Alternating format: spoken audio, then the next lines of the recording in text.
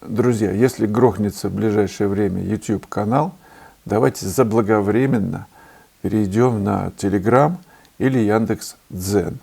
В обоих сервисах я нахожусь под именем Вячеслав Короленков. Прямые ссылки сейчас есть под этим видео в YouTube, так что вы можете нажать и попасть сразу на мою страничку и подпишитесь на всякий случай, чтобы потом не искать. Я готовлю новый урок по портрету. Мне осталось совсем немного, чтобы довершить эту работу. Он выйдет на днях. Скорее всего, в воскресенье или в понедельник. Анонс о нем я покажу, я уже сделал анонс, покажу в конце этого ролика. А вообще, заходите в мою школу, онлайн-школу живописи, там много чего интересного. И скидка сейчас 20% в честь Дня весны. Праздника весны, конечно. За окном пока еще снег в Москве. Меня спрашивают о мастер-классах. Информация всегда есть на сайте. Заходите, посмотрите. Я планирую класс в мае и в июле, в самом начале, в Гурзуфе. Присылайте заявки на WhatsApp. Олег Сизоненко созрел такой вопрос. А у вас палитра от темперы отмывается? Я купил похожую китайскую, краска на ней намертво пристает. Ну вот смотрите, у меня палитра называется Mijello. Она с вакуумная, как вакуумная, резиновая прокладочка здесь по боку, по кромочке. Я давно ее не открывал, месяц, наверное, вот не писал. Ну вот смотрите, я оставил, как здесь было. Вот оно счищается. Потому что я ее опрыскиваю водичкой, вот этим пульверизатором для ножниц и для расчесок. Такой парикмахерский, он очень хороший, качественный. Ну и что? Все тут, что опрыснуто. Вот, нормально. Если ее еще водичкой здесь поделать, то будет вообще белая. Так что все в порядке, проблем как-то нет с этим делом. Очень удобная штука. Вот это, мне кажется, самая удобная такая вот конструкция, потому что, красок, может быть, не очень хватает, но, в принципе, достаточно. Все равно какими-то не пользуешься. Есть, конечно, палитры с большим количеством красок. Вот, смотрите, она скребается до самого белого, так что все тут в порядке. Опытным путем можно подобрать себе хорошую палитру. Это лучше, чем просто на обычную выдавливать краски. Они там остаются. А тут закончил работу, попрыскал и закрыл. Воздуха там нет, поэтому в воде она вся там варится и не высыхает. Illichification. Вот так. Что за мазня ужасная, художник от слова худо. Это вот к прошлому моему ролику такая мощная такая надпись. Вы знаете, illichification. Может, вы просто дверью ошиблись. Тут же по коридору пройти и, может быть, в другой студии. Там будут все аккуратненько. У нас клуб по интересам. Рискну предположить, что собираются люди, которым мазня нравится. Вы удивитесь, но даже я уроки делаю по этой мазне, и они... Посмотрите отзывы, кстати, на сайте. Illichification вы, наверное, не будете смотреть. А те, кто еще не смотрел, посмотрите отзывы тех, кто проходит на моих классах обучения, и на уроках в онлайн-школе. Судя по тому, что я получаю очень много всяческих комментариев и писем, я вижу, что на этой мазневой вот этой волне, к моему счастью, находится очень много моих друзей, художников, кому это интересно. И мне особенно приятно, когда на выставках, когда люди вживую смотрят эту мазню, они подходят и говорят, что как здорово, что здесь не дописано, здесь мы участвуем как зрители, но как художники. Вообще писать процесс, то есть чтобы на холсте был не результат, вот этот аккуратненький такой, довершенный вообще, до последней штакетинки, И если уж глаза, то каждая ресничка проштампована. Описать процесс, писать танец живописи – это же движение. С самого начала работы над любым произведением – это движение кисти, это взаимодействие кисти, краски, холста и сознания художника. Все сливается и идет такой вот танец идет на самом деле, как джаз.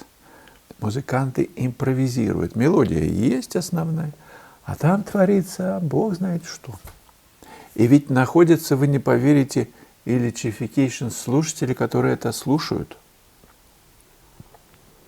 И даже ногой шлепает и вилкой по тарелке, ну, в такт музыки. Скорее всего, просто это не ваш стиль, и я нормально к этому отношусь. Я писал в Черногории, рассказывал уже, мальчик один писал, мастер-класс прошел, я приехал в Котор, стал на площади, совершенно волшебный вид, люди ходят, пьют соки, пирожки едят. Подходит мальчик с родителями, и мальчик говорит, дети же говорят сразу громко, и чтобы все слышали.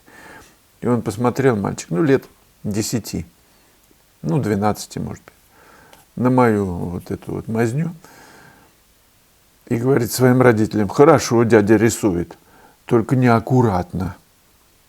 Мне нравится, когда неаккуратно. В Японии даже есть же стиль, как он называется, васудаби, вабусаби, даби, саби, буб. Я не помню, но что-то такое, если кувшин, например, упал, разбился, его склеивают, получается неровные края, он же склеен. И эти края могут золотом сделать. Или просто намеренно, я не знаю, гончар делает, некая кривизна есть. И ценность в том, что этот кувшин, или эта чашка, или какая-то ложка повидала на своем веку жизнь. Она где-то неровная, где-то сколота, где-то что-то. В этом есть ценность. Ты смотришь на эту вещь, которая старше тебя, которая несет в себе информацию, я не знаю, веков, падений, сколов, неровностей, потертостей. В общем, сплошная неаккуратность. Мне нравятся такие вещи. Если я попадаю в какой-то старьевщицкий магазинчик, очень люблю все, меня оттуда не вытащить, я обязательно что-нибудь куплю. И эти предметы, эти находки, конечно, просто раритет и волшебство для натюрморта, для любого. Я тоже как-то сначала с детства не понимал мазни. Шилов, в журнале «Огонек» всякие репродукции были, мне нравилось. Шишкин, и все такое, Репин. Шилова ранние работы, конечно. Потом, когда начался вот такой вот пересчет бородиночек, вот этих волосков там у дедушки, какие-то блички, сладенькие улыбочки вот эти, я уже даже вот юношей понимал, что это какой-то бред такой сальный. Меня привлекали художники эпохи Возрождения, естественно.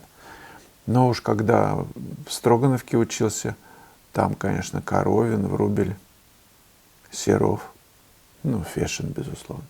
И когда я увидел мазню, которая сочетается с удивительным, виртуозным рисунком и тонкостью отношений, у того же Фешина или у Серова, вот у перечисленных художников, я просто сошел с ума. Я влюбился и в мазню, и тонкость, и сочетание вот этих двух противоположностей запустило мой мотор восторга, и я начал изучать это более серьезно.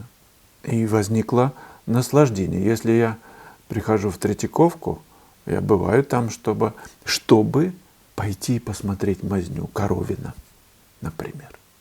Я бегу сразу туда, к импрессионистам. И я оживаю. Во мне сразу начинает буйство энергии кипеть, и, зарядившись, бегом к мольберту. А сейчас минутный анонс урока, который я сейчас делаю, который у меня на монтажном столе заканчивается. Совсем скоро он будет в доступе. Я хочу проанонсировать новый урок, 43-й, портрет темперой, декоративное решение. Называется эта работа «Трубка мира». Несмотря на то, что он написан быстро, в нем есть некая изюминка, некий ход, с которым я хочу вас познакомить в этом уроке. Я хочу, чтобы вы обратили внимание на конкретику в работе над портретом.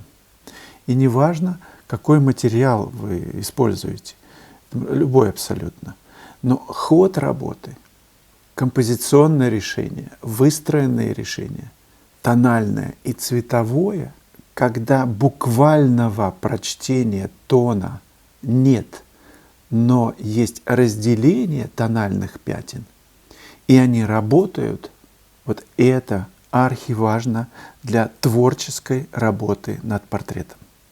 Мне думается, что этот урок способен взорвать ваше вдохновение на тему рисования портрета творчески, неожиданно для вас самих. Интереснейшая задача. 43-й урок.